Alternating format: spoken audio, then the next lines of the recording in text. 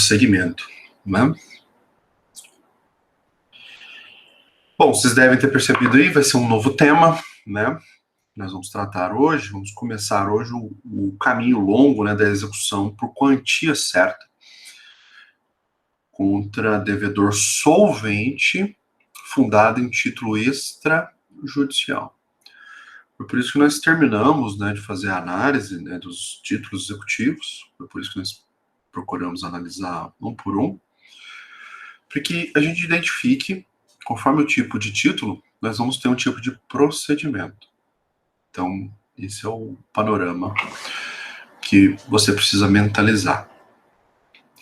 Eu ainda estou devendo a aula para vocês de liquidação, eu vou ver se eu gravo esse fim de semana sem falta, né?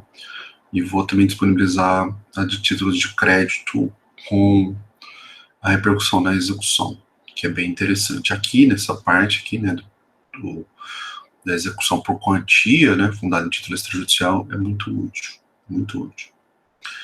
Fazer algumas interfaces ali. Pois bem, então, só um contexto aqui, né, para você mentalizar. Lá na aula de princípios, né, nós falamos, nós temos uma teoria geral da execução, que basicamente nós já vimos. Então, essa primeira etapa aqui, concluímos, né, foi a análise de princípios, né, a estrutura da execução e os títulos extrajudiciais e judiciais, título executivo, né, assim como a liquidação de sentença que eu vou disponibilizar para vocês. Então agora nós vamos entrar nos chamados procedimentos executivos em espécie. E como eu disse para vocês, o mais interessante é a gente começar falando da obrigação de pagar, fundada em título extrajudicial. Por quê? Porque o Código de Processo Civil, ele dá um tratamento muito amplo, muito detalhista com relação a essa modalidade de execução. Então, ela que recebe um tratamento minucioso por parte do legislador. E tudo o que for trabalhado aqui nessa execução de obrigação de pagar, tudo que for tratado aqui, vai servir para os demais. Deixa eu só inserir uma forma aqui para me ajudar. Então, tudo que for trabalhado aqui na execução de obrigação de pagar vai nos auxiliar aqui na execução fiscal, na execução de alimentos, né? Na execução contra a fazenda pública também, na execução coletiva, enfim. Todas as modalidades executivas, e até mesmo na execução de obrigação de pagar, fundada em título judicial. Então, os detalhes, né, de penhora, avaliação, né, formas de expropriação estão previstas aqui nessa execução de pagar fundada em título extrajudicial. São todas aqui. E o legislador, para ele não ficar redundante, né, para ficar reproduzindo tudo de novo, né, todas as regras de penhora de novo lá na execução fiscal, todas as regras de penhora de novo na execução de alimentos, na de cumprimento de sentença, né, que é a execução judicial. Então, para evitar essas redundâncias, né, essas repetições que são desnecessárias, né, não faria o menor sentido, eles só fazem remissão. Eles só falam assim, aplica-se nessa modalidade de execução, por exemplo, a judicial, tudo aquilo que foi regulamentado na execução de obrigação de pagar. Lá na de alimentos, mesma coisa. Se você for escolher o rito da penhora de bens, expropriação de bens, ele vai falar, aplica-se aqui tudo o que foi trabalhado, né, na execução de pagar, né, por título extrajudicial. Enfim, então, e até para efeitos didáticos, né, é melhor a gente estudar a execução de pagar, a sua ritualística toda. Então, vamos falar de o que é a ação de execução, qual o procedimento, as peculiaridades da ação de execução, que são bastantes peculiaridades. Penhora, né? Penhora também, eu vou ficar muito tempo falando de penhora, tem muitos detalhes sobre penhora. Aliás, é imprescindível, né? Uma vez eu estava dando aula com uma turma, aí na época das festas, né, assisti os intercâmbios com as faculdades, né, com as outras faculdades. E aí teve uma galera lá da Uniub que estava fazendo aqui intercâmbio, festando, né, com os nossos alunos. Aí o um aluno comentou com o outro, falou assim, nossa, mas que tanto de penhora, que tanto de coisa, né, de penhora. Aí os alunos da Uniub falaram assim, que é penhora? E era aluno, assim, de nono período, de oitavo período. Os caras não tinham nem ideia do que era penhora. Eu falei assim, meu Deus, ou é aluno muito ruim, ou não estudou, né? Então o professor deixou para lá, não vamos comentar, né? Mas enfim, penhora é o coração, né, da expropriação. Da expropriação. Então, vamos ficar aqui um bom tempo. Tem penhora para tudo, né? Penhora online, né? Que é penhora eletrônica, penhora de navio, de aeronave, penhora de créditos, penhora de frutos, né? Então tem um monte de modalidade de penhora. Ordem dos bens a serem penhorados, bens impenhoráveis. Então é um capítulo bastante longo. E é trabalhado aqui, né, nesse capítulo da execução de pagar. E tudo que for dito sobre penhora, né, vai ser utilizado nas modalidades executivas seguintes. Então, e essa é uma dica do professor Medina, do professor José Miguel Garcia Medina. Então, ele que faz ele dá esse tratamento, né, específico de trabalhar essa ordem primeiro. Então, eu estou seguindo a sugestão do professor José Miguel Garcia Medina, que é o professor da Universidade Estadual de Maringá, que é muito bom. Então vamos lá, né? Bom, então como nós estamos falando de execução por quantia, né? O propósito é justamente a expropriação de bens, né? E eu faço a divisão em fases, né? Por causa da predominância dos atos. Então, dá para ficar mais didático, né?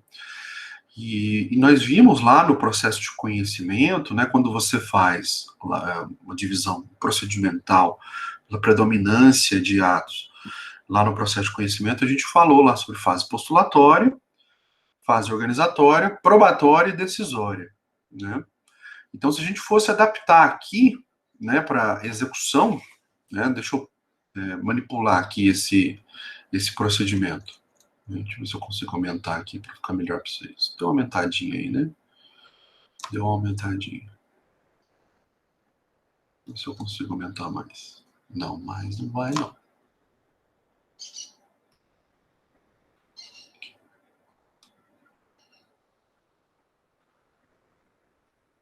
Foi. Olha que foi. Pois bem, então esse aqui é o procedimento comum, né? Lá do processo de conhecimento. Então aqui eu vou adaptar, vou falar do procedimento de execução por quantia certa, fundada em título extrajudicial. Então vamos adaptar. Então nós vamos ter uma fase postulatória. Você, para deflagrar esse procedimento, você vai ter que propor uma ação, certo? Então, nós vamos até comentar sobre isso. Você vai ter que, então, propor uma ação que é instrumentalizada por meio de uma petição inicial. Ok? Perfeito. Vai ter a admissibilidade, né, dessa ação, né? Sempre falar em petição inicial, então nós temos uma admissibilidade, o que tem também peculiaridades interessantes aqui. E depois, como é uma ação, o réu tem que ser citado. Vamos ter, então, uma citação. E aqui também acontece, na execução por quantia. E vai ter algumas peculiaridades muito interessantes que só ocorre aqui na execução. Perceba, nós estamos falando de processo executivo. Há uma crise de cooperação, há uma crise de adimplemento. E nós precisamos encontrar o devedor. O devedor precisa ser citado, né? Como ele não está fazendo parte do processo, então ele precisa ser citado, né? Então, vai ser cumprido essa citação por oficial de justiça. Aqui na execução por título extrajudicial, é cumprido por oficial de justiça.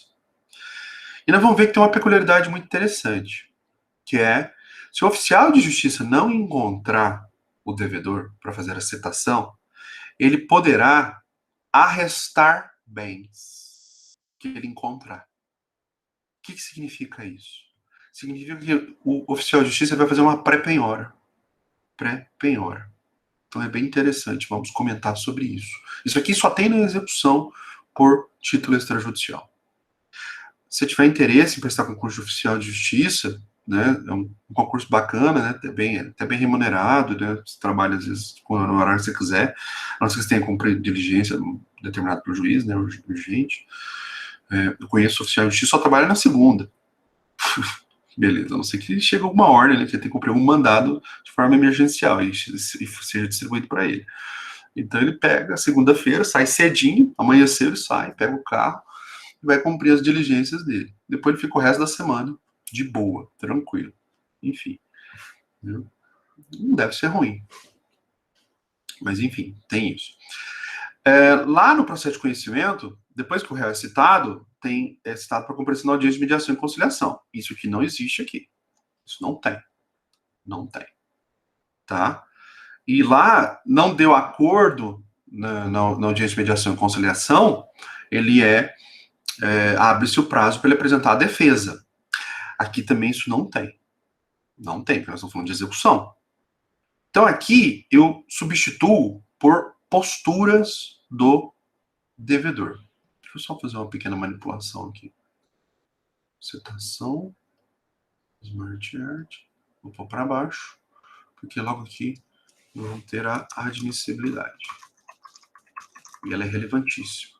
A admissibilidade da petição inicial no âmbito da execução, né? Então, depois depois da admissibilidade aqui na fase postulatória, a citação, e a defesa eu troco por posturas do executado. Posturas do executado. O que se espera do executado? Por que eu estou colocando posturas do executado? Porque o que se espera dele é que ele pague. Né? Ele é citado para pagar. Só que aqui nesse procedimento, na execução por título extrajudicial, ela prevê que o executado também pode pedir o parcelamento do débito. Então, o que nós vamos ter aqui? Depois eu vou voltar nesse tema. Estou só fazendo uma apresentação panorâmica e comparativa, você deve ter percebido, né? Estou fazendo uma comparação só para você ver a divergência o tanto que muda o procedimento, tanto que é diferente com relação ao que vocês estudaram lá no processo de conhecimento. Então, o que são as posturas? Né, pagar. É o que se espera. Né? E se ele pagar, ele tem um sistema aqui premial, vai ter um desconto de 50% nos honorários. Lembraram? Comentando sobre isso. Desconto de 50% nos honorários. A primeira postura que se espera do devedor. Agora, o código, ele dá alternativas. Ele fala o seguinte, se ele não quiser pagar, ele pode, então, pedir o parcelamento. Então, aí vai ter um ou aqui, ou ele paga, ou, né, ele pode pedir o parcelamento do débito. E esse parcelamento do débito, ele tem que depositar 30% à vista, 30% à vista,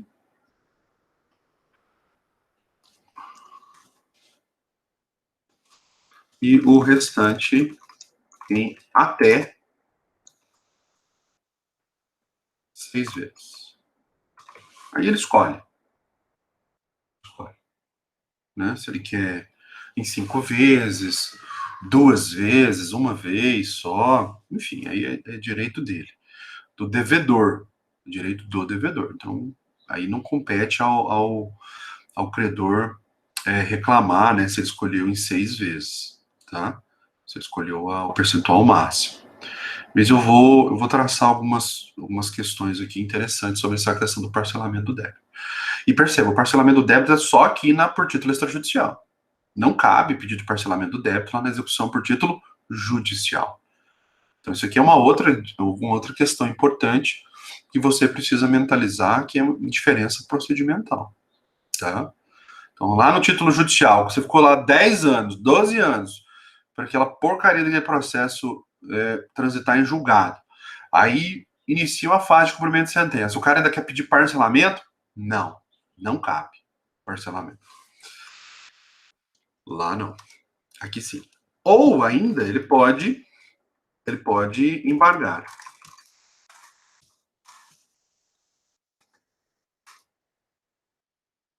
Embargos à execução.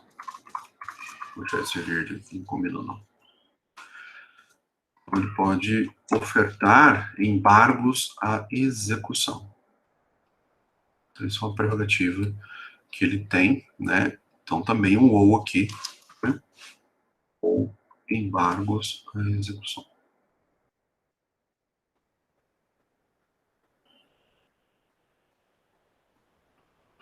Então, perceba.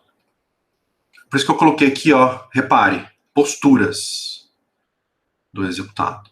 Posturas. Ou ele paga, ou ele pede parcelamento, ou ele embarga a execução, né? Então, das 3 hipóteses possíveis, ele escolhe uma. Escolhe uma. Ele não pode pagar e embargar. É contraditório. Então, há uma proibição de comportamento contraditório. Quem pede pagamento, quem paga ou pede parcelamento do débito, quer extinguir a execução. Quem embarga quer discutir a execução, quer questionar o andamento da execução. Então, perceba, são posturas incompatíveis, totalmente incompatíveis. Então, por isso que aqui a gente coloca que posturas do executado, nessa fase postulatória, tá? E é bem interessante essa perspectiva. Se nada disso acontecer, né, não houver o pagamento, não houver o parcelamento, mesmo que haja embargos, né, nós vamos poder prosseguir para a fase seguinte, que é a fase organizatória. A gente chama aqui de fase organizatória. Lá no processo de conhecimento tem esse nome. Mas aqui na execução, a fase organizatória, ela não existe. Ela praticamente não existe. O que é uma fase organizatória? É uma fase intermediária em que o juiz vai verificar o estado do processo, se está em condições de imediato julgamento, se tem alguma causa de extinção, se tem alguma irregularidade, né? Então, essa fase organizatória, ele vai verificar se o processo está em condições de imediato julgamento ou de imediata extinção. Não tem motivo para extinguir o processo. Isso lá no processo de conhecimento, tá? Estou fazendo comparação. Então, fase postulatória, eu já fiz a comparação e o que difere lá que vocês estudaram é isso, tá? Então, já adaptei aqui a fase postulatória. Lá no processo de conhecimento também, logo após a fase postulatória, tem a fase organizatória. Estou te explicando o que é essa fase organizatória lá no processo de conhecimento. Então, lá no processo de conhecimento, a fase organizatória é uma fase intermediária. Ela está no meio entre a fase postulatória e a fase probatória, lá no processo de conhecimento. Então, como nós estamos falando de execução, a fase probatória não existe. Ela é chamada de fase instrutória. Fase instrutória, aqui nós vamos ter a penhora e a avaliação. Penhora e avaliação. Essa fase organizatória, ela não existe, ela é desnecessária no processo de execução.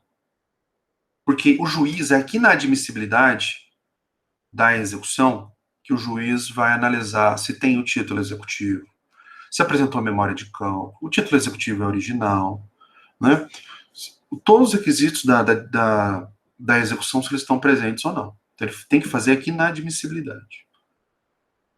Tem o título ou não tem? O título é líquido, certo, exigível, não é? Isso é matéria de ordem pública. E ele tem que analisar aqui. Então, essa fase organizatória, aqui no processo de conhecimento, no processo de execução, perdão, não ocorre. Não ocorre. Vou jogar ele aqui lá para frente. Lá para frente. Eu vou adaptar ela aqui, ó. Esquema, fase expropriatória. E a fase expropriatória, vamos ter aqui adjudicação. Vamos ter as alienações, que podem ser alienação privada, alienação pública, e nós vamos ter a penhora de frutos e rendimentos. A gente chamava de usufruto judicial. E depois, lá no processo de conhecimento, termina com a fase decisória, que aqui é chamada de fase satisfativa. Essa fase satisfativa é justamente o pagamento, tá? Então, percebam, eu adaptei aqui todo o procedimento, né? Então, o que a gente muda com relação ao processo de conhecimento? Lá no processo de conhecimento, você tem uma fase intermediária, que é para o juiz verificar as condições, né, do processo, se eles têm condição de imediato julgamento ou de imediata extinção, que é a chamada fase organizatória. Se ele verificar que o processo está em condições, ele tem que ser extinto, ele vai extinguir ele mesmo, naquela fase intermediária, fase organizatória. Eu até pus outro slide aqui, que acho que é mais fácil. Esse aqui, fase das providências preliminares. Isso aqui é a fase organizatória. Então, aqui que o juiz averigua se o processo está em condições de prosseguir ou se o processo deve ser extinto. Se ele verificar que o processo tem que ser extinto, ele vai extinguir aqui, nessa fase organizatória. Verificou que o processo está tudo ok, não tem nada para extinguir. Nós vamos, então, verificar se tem alguma irregularidade. Tem alguma irregularidade? Se tiver, manda corrigir. Corrigiu, vamos ver se é o caso de julgamento antecipado da lide, né? Julgamento antecipado. Então, deixa eu inserir uma outra forma aqui para a gente ir comentando. Fica melhor. Então, tá aqui, né? Então, nós estamos aqui nessa fase. Estamos falando do procedimento comum lá no processo de conhecimento. E lá, né, então, se verificar que é o caso de julgamento antecipado da lide, ele vai proferir o julgamento antecipado da lide aqui nessa fase e vai direto para a sentença, né? Julgamento antecipado, né? Ou seja, significa que essa fase probatória é desnecessária. Essa é a essência do julgamento antecipado da lide, né? Então, afirma que essa fase aqui, ela é dispensável. Dispensável. Sendo dispensável, julgamento antecipado, então ele pula direto para a sentença. Não é o caso de julgamento antecipado da lide, né? Então, vamos ver se tem algum pedido também que foi feito e não houve questionamento. Ele pode fazer o julgamento parcial do mérito. Não tem nada disso. A fase probatória é necessária. Todos os pedidos feitos lá na petição inicial foram contestados. Então, né, aqui na petição inicial foram contestados aqui na defesa. E não tem mais nada para fazer. Então, nós vamos ter que, então, que analisar o saneamento do processo. Saneamento do processo. O que é o saneamento do processo? O juiz está verificando que não tem hipótese de julgamento antecipado da lide. Ele vai ter que instruir esse processo para a fase probatória. Vai ter que ter fase probatória, vai ter que ouvir testemunha, por exemplo, vai ter que ter perícia, né? Então, ele vai fazer o saneamento. O que é o saneamento? Ele vai falar para as partes o seguinte: especifiquem as partes as provas que eles pretendem produzir. E ele delimita qual o alcance do objeto do processo, falando da fixação dos pontos controvertidos, ou seja, só aquilo que de fato controvertem as partes.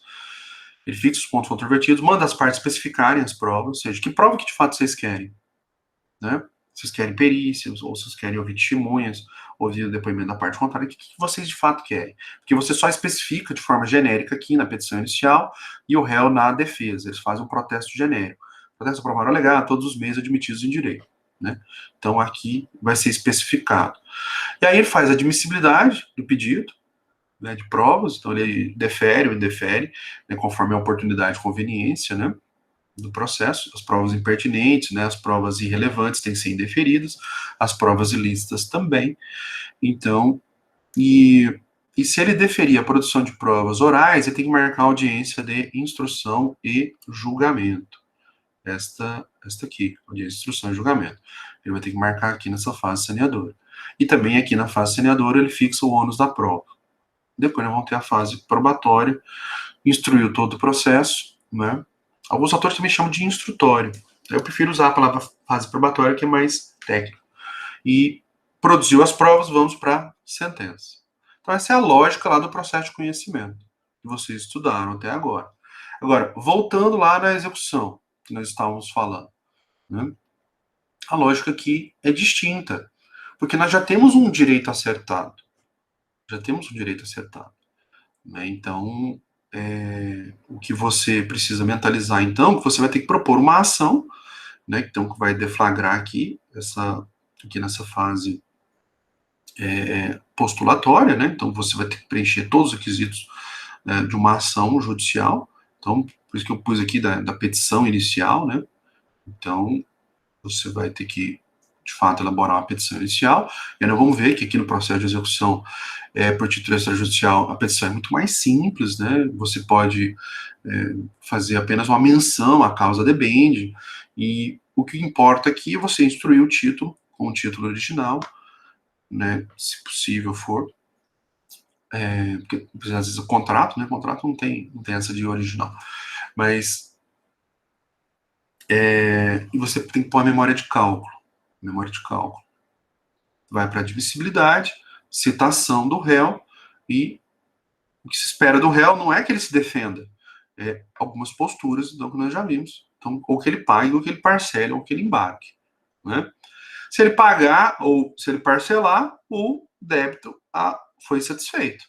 Essa ação de execução ela vai ser extinta, porque o que se esperava foi atingido.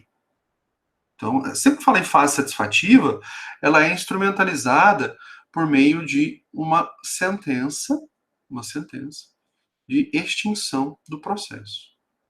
Então, nós vamos ter aqui essa fase satisfativa. Então, nós vamos ter aqui, de fato, uma sentença que põe fim à execução.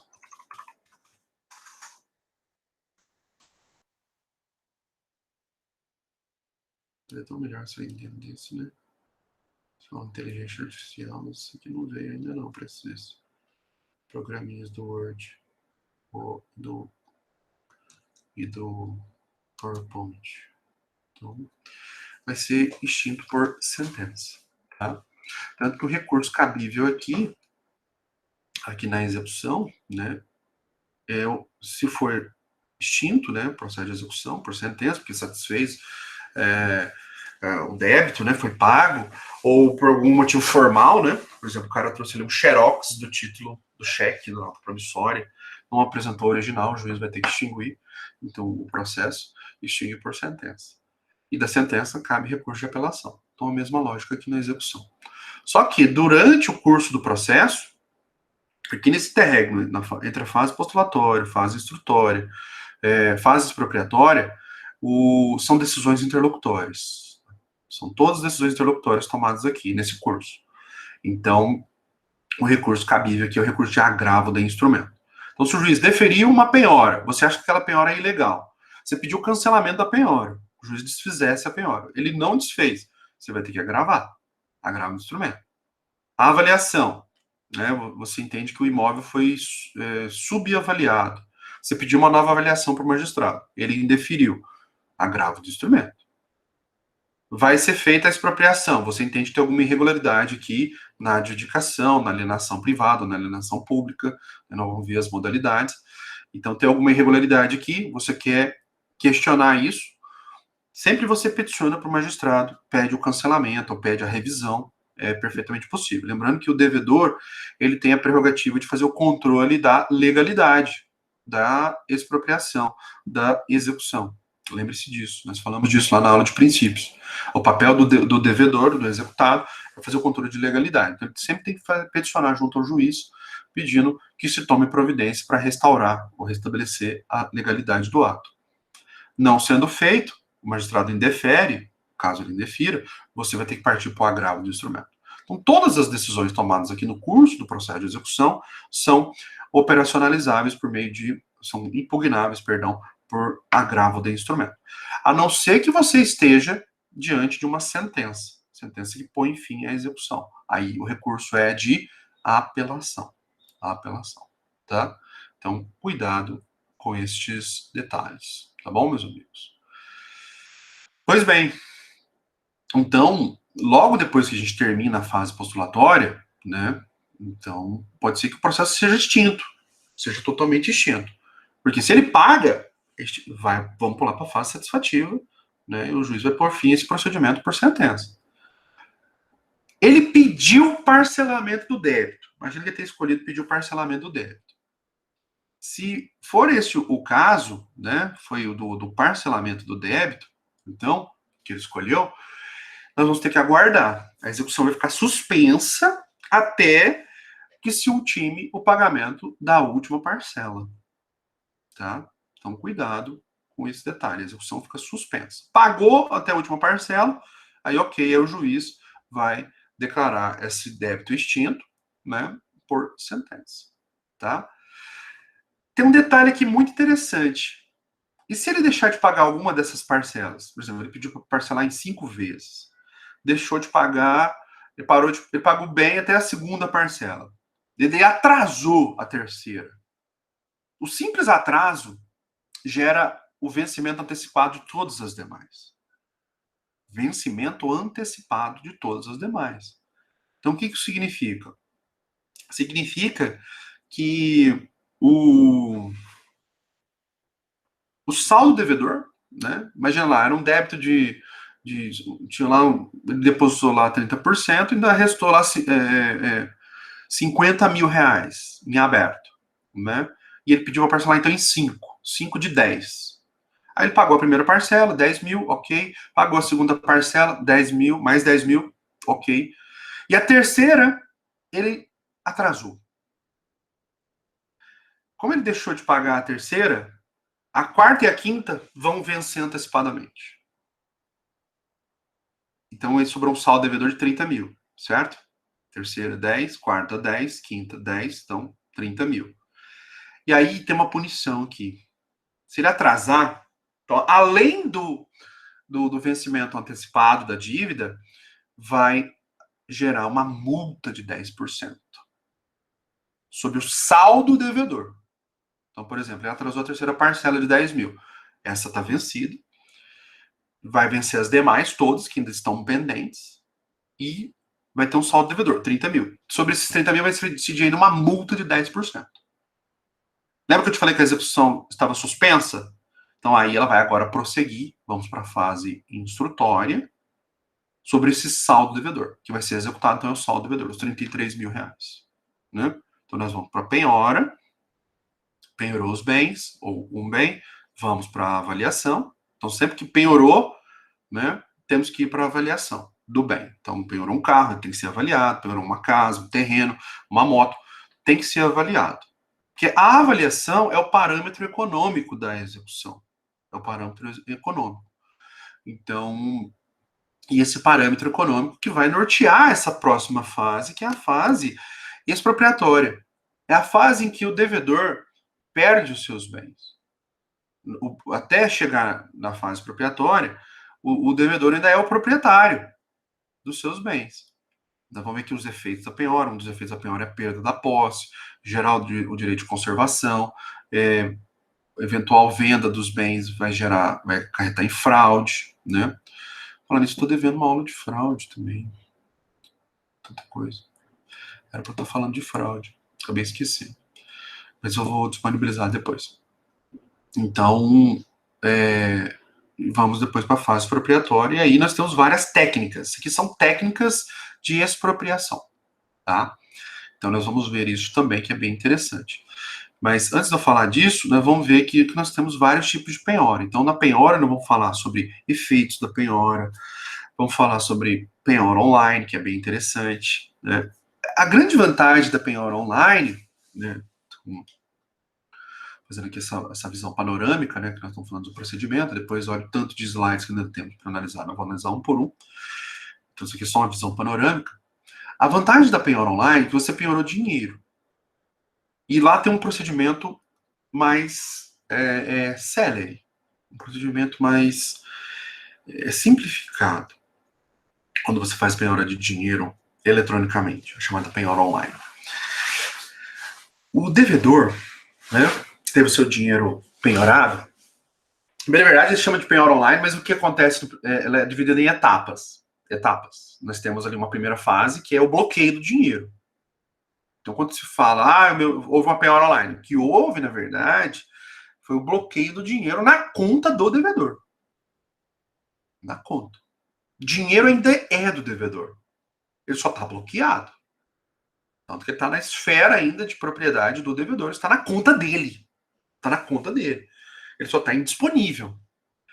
Aí o que tem que ser feito dentro da execução? Intima o devedor. Para que o devedor se manifeste sobre isso. Geralmente ele vai se manifestar não concordando, pedindo um cancelamento, ou pedindo a substituição da penhora. E vai justificar por que ele quer que cancela, por exemplo. Penhorou meu salário, minha conta salário. Né? Como você sabe, o salário é impenhorável. Então, logo, o que ele tem que fazer? Pedir o cancelamento da penhora, porque aquela penhora foi ilegal. Ou então ele pode pedir a substituição do bem. Lembra lá da menor onerosidade? Né? Ele pode pedir a substituição. Falou assim, penhorou o meu salário, mas olha, eu tenho um investimento, uma aplicação, então eu quero que recaia sobre aquela aplicação, aquele investimento. Ou então não, tem um carro, tem uma moto, né? Enfim, quero pedir a troca. Sempre ele vai ter esse ônus, quando ele pedir a substituição do bem penhorado, ele tem um ônus de dizer que para ele é menos oneroso. Lembra que a execução, podendo desenvolver de mais de uma forma, ela tem que ser de forma menos onerosa para o devedor. Ok? E essa forma menos onerosa, né, então, é uma prerrogativa que o devedor tem. Né, por isso que ele pode pedir a substituição do bem. E ainda ele vai ter o ônus argumentativo de dizer que, olha, esse bem que eu estou indicando para ser substituído, ele não vai causar prejuízo algum para a execução. Tá? Então, esse é um ônus argumentativo. Vai para o juiz que decide. Né? Se o juiz rejeita a impugnação feita pelo devedor, ele rejeitou, esse dinheiro que estava então bloqueado na conta, ele vai ser transferido para uma conta vinculada à execução. Então aí sim vai sair da esfera de propriedade do devedor. E vai para uma conta vinculada à execução, o juiz manda abrir, e depois o devedor vai lá e pede para levantar, o credor, perdão, pede para levantar aquele dinheiro. Né? A outra hipótese também que socorre, de ser saída do mero bloqueio e ir para uma conta vinculada, é quando o devedor, devidamente intimado dessa penhora, ele nada diz. Então, se ele nada disser, o devedor nada disser, ou se a impugnação dele for rejeitada pelo juiz, rejeitou, então, não se conforma, vai ter que agravar o instrumento, pedir efeito suspensivo, né, algo bem imediato. Então, ele vai ter que correr, né, com agravo do instrumento.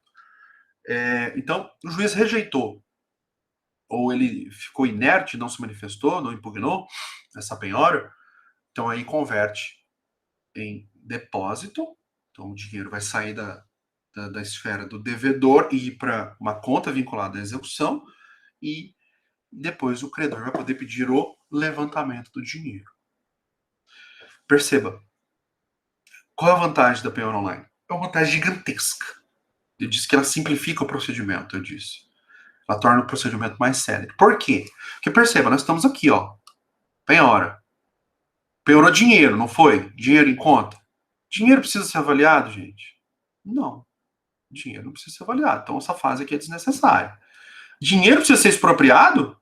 Alienado? Não, não precisa. Então nós vamos sair daqui da penhora e vamos direto, ó, para a fase satisfativa. Você ganha um tempo absurdo.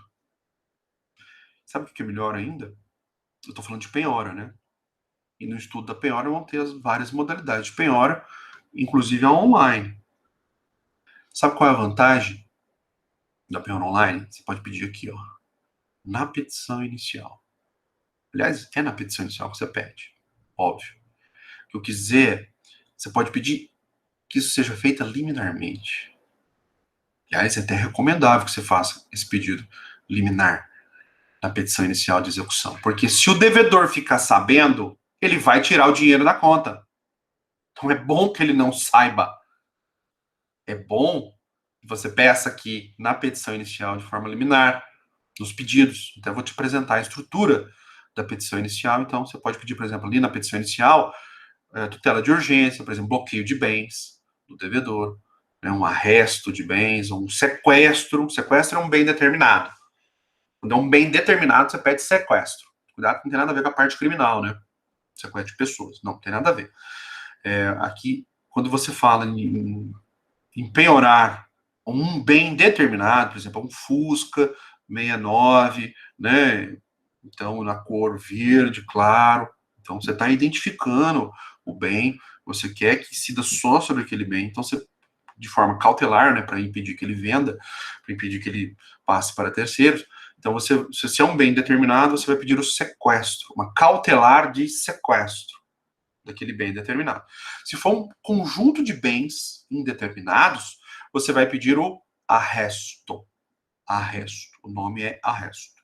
Arresto, então, é uma medida cautelar em que você pede o bloqueio de bens indeterminados. Indeterminados. Então, cautelares também você pode pedir aqui na petição inicial. Lembrando que tutela cautelar, você tem que embasar o seu pedido com um perigo de dano irreparável, né, ou difícil reparação, e a probabilidade daquilo que você alega. Então, é um juízo de probabilidade, aquilo que eu estou dizendo, né, aquele perigo é provável, né, e você está diante de uma situação emergencial, então há um risco, por exemplo, de dilapidação patrimonial, daquele bem sumir, né, então você, por cautela, você quer que aqueles bens sejam bloqueados, né, ou então conste lá no Renajude, né, então um impedimento para que ele possa ser vendido. Você vai fazer isso tudo também na petição inicial. E eu estou falando de penhora online, você vai pedir aqui, para o juiz. Que perceba, o réu ainda nem foi citado, ou seja, o réu nem vai estar sabendo dessa petição inicial. Né? Pelo menos espera que ele não saiba, né? Então aí, como você pediu, por exemplo, essas cautelares, né, ou o penhora online, você pediu na petição inicial, e aí vai para o juiz fazer a admissibilidade desta ação, e na admissibilidade é que o juiz vai verificar tudo isso. Ele tem que averiguar, então, se o título se você tem título ou não tem, né? Se esse título é líquido, certo e exigível, se você apresentou memória de cálculo atualizada, falando do cômputo de juros, como que incide essa contagem, a fluência dos juros, se você fez isso de forma discriminada para propiciar, né, o contraditório dentro da execução, né? Então, é um ponto de amarração interessante. E aqui na admissibilidade também o juiz vai deferir, né, a eventual penhora online e medidas cautelares se forem necessárias, tá? Então, olha só, a penhora online já aconteceu aqui, na admissibilidade, se o juiz deferir. Então, o devedor ele vai ser intimado dessa penhora, sendo que ele nem citado foi. Às vezes, geralmente, os dois atos, né? Já que ele tem que ser intimado mesmo, tem que fazer intimação pessoal, porque ele nem tem advogado ainda, porque ele não foi citado, então aí o oficial de justiça já faz os dois atos. Ele intima da penhora online, que foi feita, e cita para que ele exerça essas prerrogativas aqui que nós comentamos, né? Ah, ele ficou inerte, não falou nada. Meu amigo, ele não falou nada, né? Foi devidamente comunicado e não se manifestou, o juiz então converte essa penhora em depósito do dinheiro e ó, vai para a fase satisfativa e acabou a execução. Acabou a execução. Olha o pulo que a gente deu, o salto, né? um salto quântico quase, né? Então, nós estamos dando no procedimento, o que é muito interessante, né? Então, a penhora online ela tem uma vantagem gigantesca de fazer com que a avaliação seja desnecessária, né? A fase expropriatória, obviamente, também é desnecessária, tá? Então, é bem interessante. Ela é bem útil, né? O problema é que tem muito abuso, né? Você tem lá um rol do artigo 833, que fala dos bens impenhoráveis, e você vê que nem o exequente, né, os advogados dos exequentes, nem os juízes, né, salvo raras exceções, obviamente, vão respeitar isso. Ele manda penhorar e, como se diz, né, presume que os atos do credor, né, do exequente, são legítimos. São legítimos. Presunção de legitimidade. E segue o jogo. Né? Se ele não falar nada, vai que cola, né? Quem cala, consente. Então, não questionou a penhora online de dinheiro na conta, sendo salário ou não, sendo depósito de caderneta de poupança ou não, né? Que são todos empenhoráveis. Então, não falou nada, segue o jogo. Segue o jogo. Né? Então, a vantagem, a penhora online ela é bem interessante por isso. Então, ela faz com que a gente pule todo esse procedimento. Tá, mas Murilo, e esse procedimento aí para quê? Então, esse procedimento, meus caros, é para a penhora de bens tangíveis. Carro, moto, né, terreno, né, imóveis em geral. Então aí nós vamos ter que seguir essa ritualística. Imagina, o cara não tem dinheiro, não achamos dinheiro.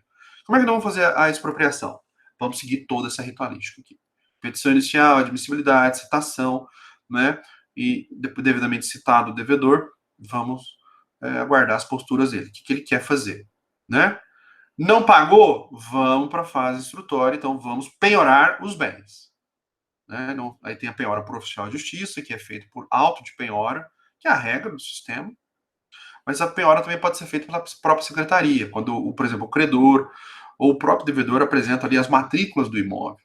Geralmente o credor, né, que toma a iniciativa. Hoje, né, no CPC atual, a prerrogativa de indicar bens na penhora é do credor. Então, o credor encontrou um imóvel no nome do devedor. Ele vai fazer essa indicação aqui na petição inicial do bem à penhora, né, e essa penhora vai ser, então, formalizada aqui nessa fase instrutória. É formalizada pela própria secretaria por termo de penhora. Penhorou o bem, formalizou a penhora, intima o devedor. Por que vai intimar o devedor?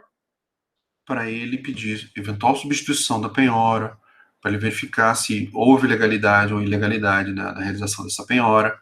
Né? Então, sempre que uma penhora for realizada, tem que intimar o devedor, sob pena de nulidade da execução. Isso é uma consequência séria. Pode gerar nulidade da execução. Tá? Penhorou o bem, teve impugnação, impugnou, o juiz refutou ou não, o juiz deferiu ou não deferiu. Se o juiz deferir uma substituição da penhora, ele manda trocar. Perfeitamente. Por outro bem, baseado lá na menor onerosidade, né? Então não, o juiz rejeitou essa substituição da penhora, então o devedor, que é o interessado, que agrave. Não gostou, agrave. Né? Então agrava o instrumento. Então, concluída essa fase da penhora, né, com impugnação ou não, com intimação dos interessados, né, para tanto, depois nós vamos para a avaliação. E na avaliação nós temos alguns incidentes que com relação ao valor, né? Se o imóvel foi avaliado no valor abaixo do valor de mercado, o devedor vai querer impugnar, querendo pedir uma nova avaliação. Se o imóvel for, o bem, né, for avaliado no valor acima do valor de mercado, quem vai impugnar isso é o credor. O credor que não vai se conformar e vai pedir uma nova avaliação, né? Então, nós temos esses incidentes aqui no âmbito da execução. Às vezes acontece uma defasagem, né? Uma defasagem de valores, né? Enfim. Então, também tem que ser feita uma nova avaliação. Então, os incidentes que nós temos em penhora é sobre legalidade ou não da penhora.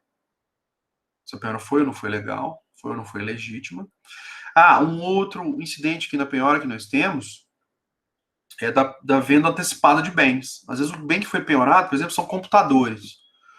Se eu for esperar chegar aqui na fase expropriatória, né, então vai demorar, às vezes, um tempo considerável, e computador, ou bens perecíveis, né, nós precisamos fazer uma venda antecipada para manter o valor de mercado.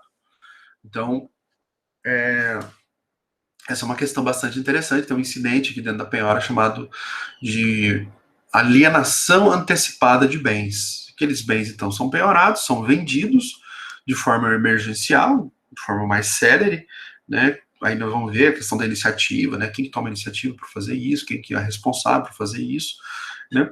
Que é bem interessante. E o dinheiro fica depositado em juízo, até que se apure os incidentes aqui no âmbito da execução, se tiver alguma ilegalidade ou não. Então, a venda antecipada de bens também tem esse condão também de antecipar essa fase satisfativa.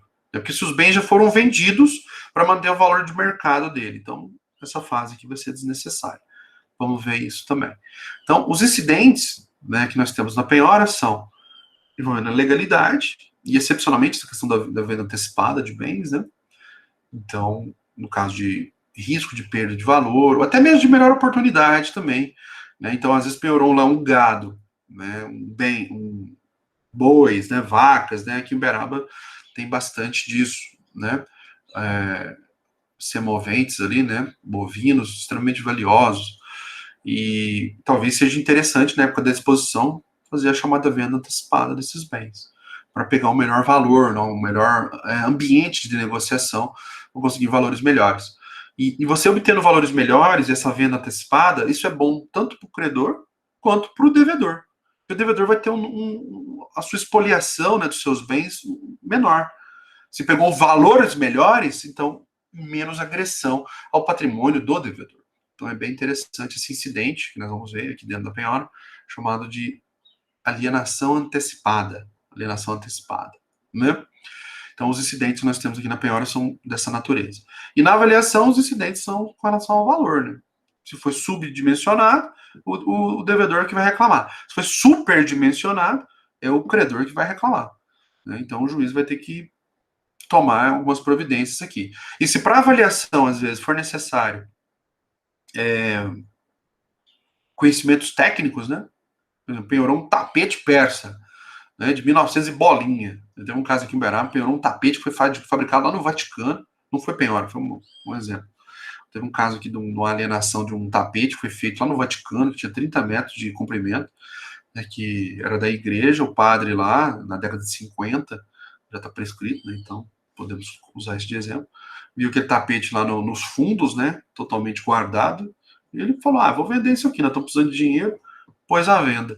Só que o tapete era valiosíssimo, ele valeria assim, tipo, 500 mil, e ele vendeu por uma pechincha, né? Então, quadros, né, obras de arte precisam de uma atenção especial, não pode ser um oficial de justiça chegar lá e avaliar, isso aqui vale tanto. Então, você, por vezes, e não raro, você vai precisar de um conhecimento técnico, conhecimento especializado. Então, aqui na avaliação, nós podemos ter também uma perícia para delimitar, né, o alcance, né, daquele valor. Lembrando que a perícia pode, né, se você for falar prova pericial, qual é o objeto da perícia? A perícia pode ser sobre coisas ou pessoas, sobre vistoria, né, e avaliação, né? Então também é possível que, dependendo do tipo de bem, né, que tenha sido penhorado, dentro de determinadas especificidades, foi imprescindível, né, para que atribua valor, tenha um conhecimento de um expert, então não podemos ter esse incidente aqui também dentro da avaliação, tá? Então perceba, a travada que dá na execução é aqui, ó, nessa fase expropriatória. Desculpa, fase instrutória. Né? Na penhora e na avaliação que o trem desanda, né? Às vezes, excepcionalmente, a execução para aqui na citação quando não encontra o devedor, né? Então, por isso que é importante, às vezes, você usar de medidas cautelares aqui. Não vamos falar do arresto executivo, né? Quando o devedor não é encontrado, mas o oficial de justiça encontrou bens passíveis de serem penhorados, ele faz a pré-penhora, que chama de arresto executivo.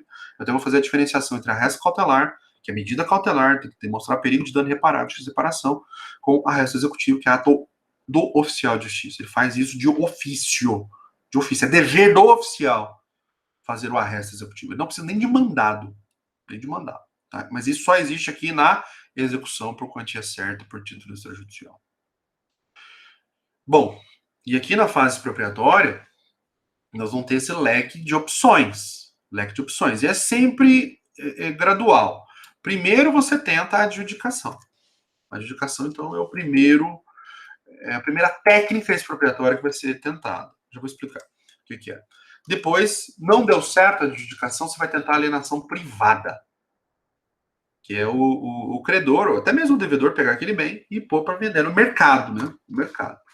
Não deu certo a alienação privada, aí sim você vai para a alienação pública, que é o leilão, né? Leilão ou arrematação. Então, cuidado, né? Às vezes você tem uma visão de que, vai tudo pro leilão. Não, não vai pro leilão. Só vai pro leilão se a alienação privada não deu certo e se a adjudicação não deu certo. Então, você tem que primeiro tentar todos estes. É como se fosse uma escadinha, né? Mentaliza aqui uma escada, né? Que a gente está descendo a escada. Primeiro degrau da escada, a adjudicação. Não deu certo, vamos descer o segundo degrau, então vamos para a alienação privada. Não deu certo, aí nós vamos para a alienação pública, né? Mas antes de ir para a alienação pública, abre de novo a oportunidade de ver se vai dar certo a adjudicação. E os frutos e rendimentos, eu não vou nem pôr o número 4 aqui, vou pôr um asterisco. Ó, penhora de frutos e rendimentos. O que a gente chamava isso aqui de usufruto judicial. Usufruto judicial. Que era um nome bastante impróprio, né? Bastante impróprio. Essa penhora de frutos e rendimentos é bem mais útil. Aqui, por que eu pus esse asterisco e não o número 4? Porque aqui vai depender das circunstâncias. Por exemplo, você tem lá um imóvel que rende R$2.000 de aluguel. R$2.000 de aluguel. O imóvel vale R$500 mil. É a avaliação dele. Então, ó, o imóvel penhorado vale 500, só que ele tem um aluguel ali, ele rende frutos, né, de 2 mil por mês. Ótimo aluguel. Pois bem, você vai ter que sempre fazer um cálculo, né, uma relação de proporcionalidade com relação ao valor da execução. Olha, o devedor só tem esse bem. A execução é de quanto? O juiz vai perguntar. A execução é de R$30 mil. R$30 mil. Né? O que é mais fácil? Eu vender um imóvel de 500 mil para pagar uma dívida de 30 apenas, menos até 10% do valor do imóvel, ou eu posso pegar a penhora mês a mês dos aluguéis até pagar o débito. Então, 2 mil por mês, em 15 meses, esse débito está pago. Se a gente for pegando a penhora dos frutos, dos rendimentos. Em 15 meses ela está paga. E o imóvel ainda continua na propriedade do devedor. O devedor ainda continua proprietário. Terminou de pagar os 30 mil, volta os aluguéis para o devedor. Então, perceba, é uma relação de proporcionalidade. Então, olha, um débito valor baixo, a penhora de frutos e rendimentos é uma técnica idônea. Ela tem que ser preferida. Então, ela iria, nesse exemplo que eu te dei, ela iria lá para o primeiro lugar. Ela iria para lá. Agora, vamos mudar o exemplo. A dívida não é de 30 mil. A dívida é de 300 mil. E tem lá aluguéis de 2 mil por mês.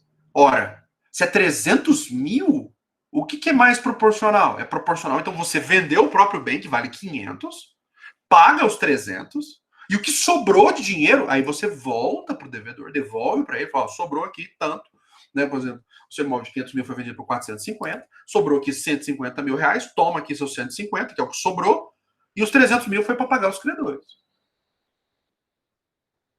Isso é o mais proporcional. Porque se você for pegar os 2 mil por mês para pagar 300 mil, meu amigo, essa execução não vai ter fim nunca, né? E aí você acaba prejudicando os credores. Então você sempre vai ter que analisar uma relação entre meios e fins. Uma relação de proporcionalidade. Se for mais proporcional penhorar o bem todo e o dinheiro obtido com a venda daquele bem for mais idôneo para pagar os credores, é isso que tem que ser feito. Agora, se não, o valor do débito é pequeno, a penhora de frutos e rendimentos atende, num prazo razoável, o pagamento dos débitos. Dá para pagar os débitos num prazo razoável e mantém a rigidez, né, do patrimônio do devedor. O devedor não vai perder seu patrimônio. Ele só vai deixar temporariamente, né? Nós vamos ter ali um uso, né, temporário, né, uma expropriação temporária dos frutos e rendimentos. Então, é sempre uma análise de proporcionalidade, tá? Então, pode ser que essa penhora de frutos e rendimentos seja em primeiro plano, tá? Mas, não, ele não tem nada disso de frutos e rendimentos. Ele tem um terreno lá, mas não tem nada, não gera nada ali naquele fruto. Então, aí nós vamos tentar essas técnicas aqui. O que é a adjudicação? Só para apresentar, estamos na fase de apresentação, né? A adjudicação é uma técnica expropriatória em que o credor ele requer que aquele bem seja transferido para si. É ele dizer o seguinte: olha, eu gostei desse imóvel, gostei desse carro, né? Então, qual foi a avaliação dele? É sempre pautado no valor da avaliação, né? Essa fase expropriatória é pautada no valor da avaliação. Então, a adjudicação, ele pede para que o credor pede para que o bem seja transferido para ele próprio. Ele fala: eu gostei desse imóvel, eu quero ele para mim. Então, eu vou dar a quitação pelo valor da avaliação, né? Se esse bem atendeu o valor da execução, ok, extingue a execução. Não, o bem que está sendo adjudicado, ele vale mais, né? Então, a dívida é de 80 mil e o bem vale 100 mil. O credor quer adjudicar esse bem? Então, ele devolve a diferença. Então, ele devolve os 20 mil, né? E deu a quitação e extingue a execução por sentença. Não, o imóvel está sendo adjudicado, o bem está sendo adjudicado, vale menos. Então, por exemplo, vale 80 mil, mas a execução é de 150. Então, dá a quitação, ele pega esse bem por 80 mil, que é o valor da avaliação, dá a quitação de 80 mil e prossegue. Vamos tentar depois penhorar outros bens e vamos continuar a execução desse ping-pong aqui, penhora e fase expropriatória. Vamos continuar com o restante, o saldo devedor. Então tem um saldo devedor de 70 mil. Então vamos tentar achar novos bens para serem penhorados e vamos depois, se encontrarmos, vamos tentar expropriá-los. Certo? Então, a adjudicação é a forma preferencial. Que é, então, a prerrogativa do credor. Nós temos também alguns legitimados também, por exemplo, o cônjuge, né, ascendente, descendente, também tem prerrogativas de pedir também essa adjudicação. Nós vamos explicar isso no momento certo. Tá? Não deu certo a adjudicação, ninguém apareceu interessado, o credor não quis, os legitimados, os demais legitimados, né, cônjuge, né, ascendente, descendente, também não quiseram. Que pena. Vamos para a próxima tentativa, então. Vamos tentar uma nova técnica de expropriação. A venda particular. O juiz fixa aqui valores, fixa forma de publicidade, por exemplo, vai ser anunciado no Webmotor, vai ser anunciado no site de imóveis, né? Então, a forma de publicidade. Se tem comissão, né, de corretagem ou de venda. Então, fixa um prazo razoável para vender, né? E aguarda. Né? E o juiz vai fazer esse controle desses elementos. Né? Não deu certo, não conseguiu, já passou tempo demais, não vende esse trem, vamos para a alienação pública. A alienação pública ela é bifásica. Por que ela foi deixada em último caso? Por que ela está só em último patamar aqui? Ela está em último patamar porque ela tem duas fases, essa alienação pública. Tem que ser a arrematação, né, o leilão. Então tem que ser publicado editais, né, com as condições, né, preço e tal, quando que vai ser o leilão. E tem uma primeira sessão, uma primeira fase. Essa primeira fase é pelo valor da avaliação. Só que aí todo mundo sabe, presta atenção, todo mundo sabe que se não aparecer ninguém nessa primeira sessão, nessa primeira tentativa de venda, que é pelo valor da avaliação, se não aparecer ninguém, vamos ter uma nova sessão. Vamos ter uma outra fase. Que aí não é pelo preço da avaliação, aí é lances livres. Então, se tem um imóvel de 100 mil reais, né, se você quiser comprar ele, né, sem muita concorrência, você vai ter que ir no primeiro leilão. O primeiro leilão é o valor da avaliação. Agora, não apareceu ninguém. Geralmente não aparece mesmo. na primeira. A não ser que o cara tenha muito interesse mesmo, né, naquele bem. Não, eu quero esse. Não, então eu vou pagar o preço da avaliação mesmo. Então, ok, vai na primeira fase lá e arremata. Se tiver mais de um interessado, quem dá o maior lance leva, né? Então, tem essa lógica. É um leilão mesmo. Então, eu vou explicar algumas técnicas de leilão que são muito interessantes. E se não aparecer ninguém, então, na primeira fase, no primeiro leilão, temos que marcar um novo leilão. Publicar novo edital, né, novo prazo e marcar uma nova data. A questão é, esse segundo leilão, o lance é livre. Desde que seja valor acima de 50%. Bem na verdade, o código não fala isso, 50%. Ele só fala o seguinte, olha, o lance é livre desde que não seja preço vil. Vil, V-I-L. Então, o que é o preço vil?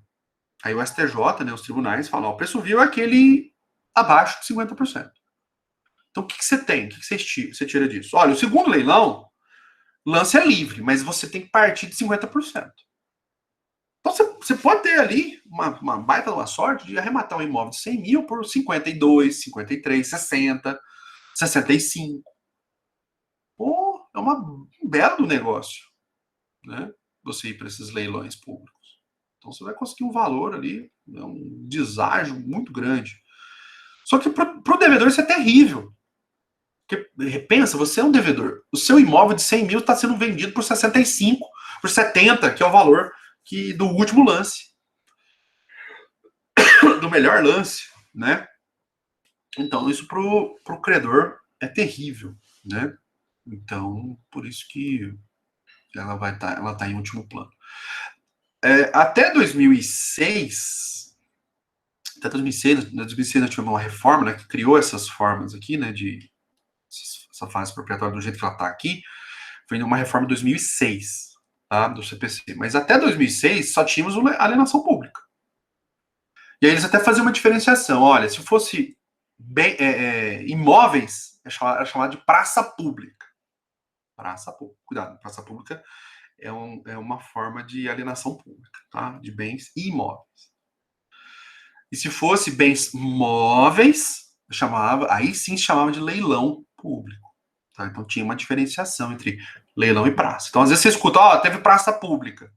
Leilão, nada mais é um leilão de bem imóvel, tá? Então, às vezes, você vai pegar um pessoal mais antigo, né? Pessoal mais antigo, se falar praça pública, não é aquele local que fica, né, de espaço de lúdico, né, de diversão ou de contemplação que tem nas cidades. Não. É uma forma de leilão de bens imóveis, tá? Mas aí veio essa reforma de 2006 e que criou nessas formas aqui de outras formas de expropriação e jogou a alienação pública para último caso. Bacia das almas, né? Não deu certo a adjudicação, não deu certo a alienação privada, a penhora de frutos e rendimentos também é inoportuna. Olha, não tem o que fazer. Então, mas nós precisamos expropriar, nós precisamos pagar, precisamos fazer com que o devedor pague. Então, nós vamos para o leilão público, né? Também conhecido como arrematação ou licitação pública também. Tem alguns performáticos aí, né, que falam licitação pública. Eu não gosto de utilizar essa expressão, porque você pode confundir lá com direito administrativo, né? Mas assim, na semântica não está errado, né? É uma licitação pública mesmo, tá? E por fim, né, vendeu bem, transformou em dinheiro, vamos pagar os credores. E aí nós vamos ter uma análise aqui muito interessante sobre a classificação dos credores, né? Credores quirografários, credores com preferência, né? Então, credor tributário, trabalhista. Então, tem umas análises muito interessantes aqui para a gente fazer. Tá bom? Beleza, meus amigos? Olha, eu falei muito, né? Mas o bom é que vocês tiveram uma visão geral, né, de como funciona a execução. Funciona dessa forma aí. Eu tentei fazer essa ponte com o que era lá no processo de conhecimento, que é a referência que vocês tiveram, com o que é aqui na execução, tá? Então, na execução de alimentos, por exemplo, não conseguiu a prisão civil do devedor, né? Não, não deu certo. Você pode pedir para converter nessa fase, nesse procedimento, usando a penhora de bens. tá? É um devedor, por exemplo, que tem muitos bens lá nos alimentos. Você usa esse rito aí. Esse rito. Aliás, é mais útil. Ele é mais útil. Execução fiscal. Então, vamos ver que tem algumas pequenas diferenças, mas o rito é esse. O procedimento é esse daí também, na execução fiscal. Tá? É esse o procedimento também. Com algumas pequenas nuances em cada fase. Sempre porque na fazenda pública, né, tem o interesse público. Então, eles têm algumas prerrogativas interessantes em favor deles, né, da fazenda pública. Então, aí nós vamos falar sobre isso, né? Essas diferenças, né, quando nós estivermos estudando essas execuções. Né? Por isso que eu disse, gente, vamos estudar a execução por quantia certa, fundada em título extrajudicial, que é a forma mais completa e mais detalhada que nós temos aqui da nossa execução, e depois vai ficar muito mais fácil, né, de eu falar da execução contra a fazenda pública, execução fiscal, execução de alimentos, né, as demais modalidades de execução, execução por título judicial, né. Execução por título judicial, meus amigos, só aproveitando aqui, já que eu estou apresentando todo o contexto, né, nós temos toda essa lógica aqui, toda essa lógica, só muda aqui, ó, a fase postulatória. Ó. Deixa eu só explicar isso aqui brevemente e já libero vocês. Ó, lá na execução fiscal, você tem, desculpa, na execução por título judicial, o que muda é aqui, ó. O que muda é aqui. Geralmente lá é uma mero requerimento, porque é uma continuação aqui desse procedimento comum, né? A sentença, por exemplo, ele não recorreu, estamos lá no procedimento comum, processo de conhecimento, né? Primeiro grau de jurisdição, veio a sentença, ele não recorreu ou já acabaram os recursos, transitou em julgado. Então a próxima fase vai ser a fase executiva. A execução é uma mera fase. E você instaura isso por um mero requerimento. Então aqui, essa fase postulatória na execução por título judicial não vai ser por petição inicial, vai ser por mero requerimento. Né? O devedor ele não é citado, ele é intimado, porque ele já participou do processo todo de conhecimento, aquele processo levou anos, então ele já tem o advogado dele, então ele vai ser intimado na pessoa do seu advogado. Então, é uma pequena diferença lá. E as posturas dele? O que se espera do devedor lá na execução, cumprimento de sentença, na execução por quantia fundada em título judicial, que espera que ele pague. Se ele pagar, ok, extingue a execução. Fase satisfativa. Extinguiu a execução. Não pagou, vai incidir multa. Multa de 10%. E vai expedir mandado de penhora e avaliação. Ó, é até mais simples. Mais simples a execução por título judicial. Então, lá no judicial não tem esse negócio de desconto de 50% de honorário como um prêmio, né? Ah, pagou, toma aqui um biscroque, né? Igual a gente faz para os cachorros, né? Não, dá um prêmio, né? Não tem isso lá na execução por título judicial. A questão é, não pagou, multa 10%, mais 10% de honorários. Lá não tem parcelamento do débito, e lá os embargos de execução no cumprimento de sentença, a gente chama de impugnação ao cumprimento de sentença. Então, ele vai ter um prazo, na postura do executado lá, no cumprimento de sentença, ele vai ter um prazo para pagar, 15 dias.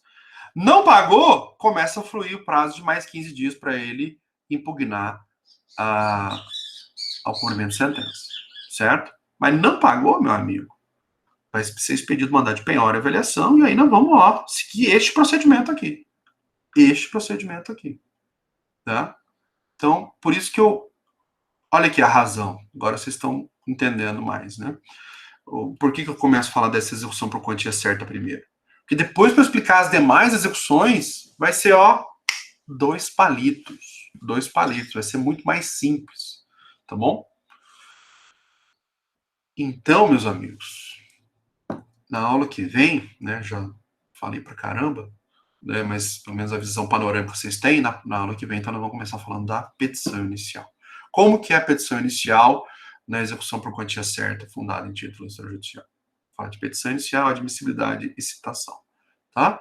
Se der tempo, a gente fala também das posturas dos executados. E aí vamos indo. Depois vamos para a penhora, depois para a avaliação e vamos trabalhar todo este procedimento. Ok, meus caros? Então, acho que por hoje tá bom. Falei pra caramba. Muito obrigado, então. Se tiver alguma dúvida, estou à disposição. E bom final de semana. Obrigado.